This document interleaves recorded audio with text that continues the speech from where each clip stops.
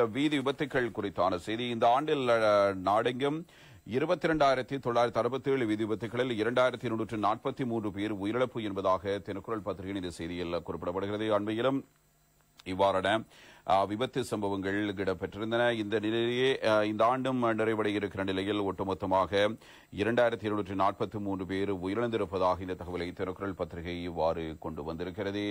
இந்த ஆண்டில் இடம்பெற்ற விபத்துக்கள் தொடர்பிலான தகவலை நாங்கள் அவதானிக்கும் போது இந்த ஆண்டு டிசம்பர் 13ஆம் தேதி வரை வீதி விபத்துகளில் 2,243 பேர் உயிரிழந்துள்ளதாக போலீசார் தெரிவிக்கிறார்கள்.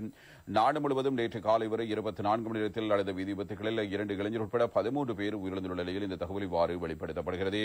ஜனவரி 1ஆம் தேதி முதல் டிசம்பர் 13 வரை 22,967 வீதி விபத்துக்கள் பதிவாகியுள்ளன. அதில் 2,243 உயிரிழப்புகள் நிகழ்ந்திருக்கின்றன. அதாவது மொத்த வாகன விபத்துகளில் 9 வீதமானவை மரண விபத்துகளாக பதிவாகி இருக்கின்றன. அவற்றில் 6,500 விபத்துக்கள் கடுமையான விபத்துக்கள். இதே காலகட்டத்தில் பதிவான சிறு விபத்துகளின் எண்ணிக்கை 9,127 ஆகும். அதன்படி ஏறத்தாழ 60% விபத்துக்கள் பயங்கரமான விளைவுகளை ஏற்படுத்தி இருக்கிறது.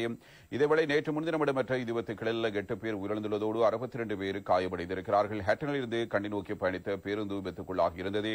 இதில் 3 கொல்லப்பட்டார்கள். 45க்கும் மேற்பட்டவர்கள் காயமடைந்தார்கள். தெற்கு அதிவேக நெடுஞ்சாலையின் பத்தேகவ் மற்றும் பின்னதுவ நுழைவாயிலுக்கு இடையில் இடம்பெற்ற விபத்தில் 2 உயிரிழந்தார்கள்.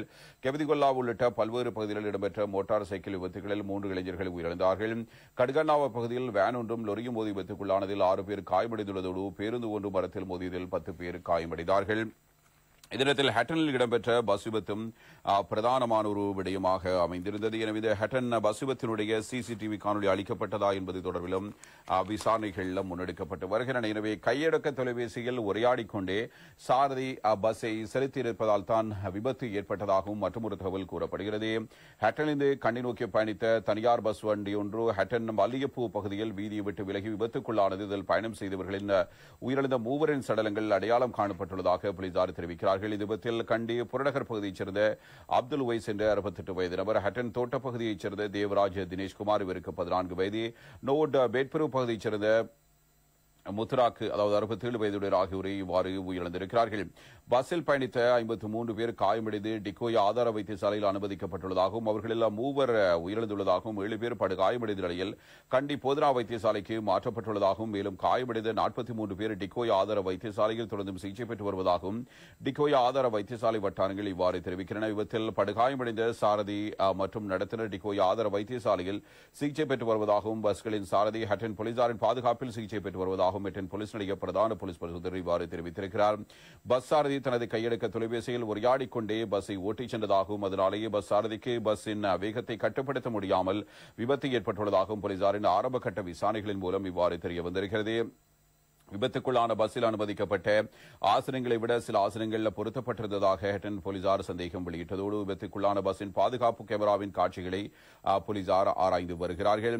குறித்த தரவுகளை குற்றப்புலனாய்வு திணைக்களத்துக்கு அனுப்பி வைக்க போலீசார் நடவடிக்கை எடுத்துள்ளதுடன் விபத்துக்குள்ளான பஸ் இரவு ஹேட்டன் போலீசாரினால் மீட்கப்பட்டிருக்கிறது. அதாவது 21ஆம் தேதி இரவு இந்த பஸ் மீட்டெடுக்கப்பட்டிருக்கிறது. விபத்தில் உயிரிழந்த 14 வயது சிறுவன் சிறுநீரக நோயாளர் என்பதோடு மாதாந்த சிகிச்சை பெறுவதற்காக தனது சகோதரியுடன் கண்டிக்கு சென்றிருந்த போதே இந்த விபத்துக்குள்ளாகி இருக்கிறார். விபத்தில் உயிரிழந்த சிறுவனின் சகோதரியும் காயமடைந்து டிக்கோய் ஆதார வைத்தியசாலையில் சிகிச்சை பெற்று வருகிறார்கள்.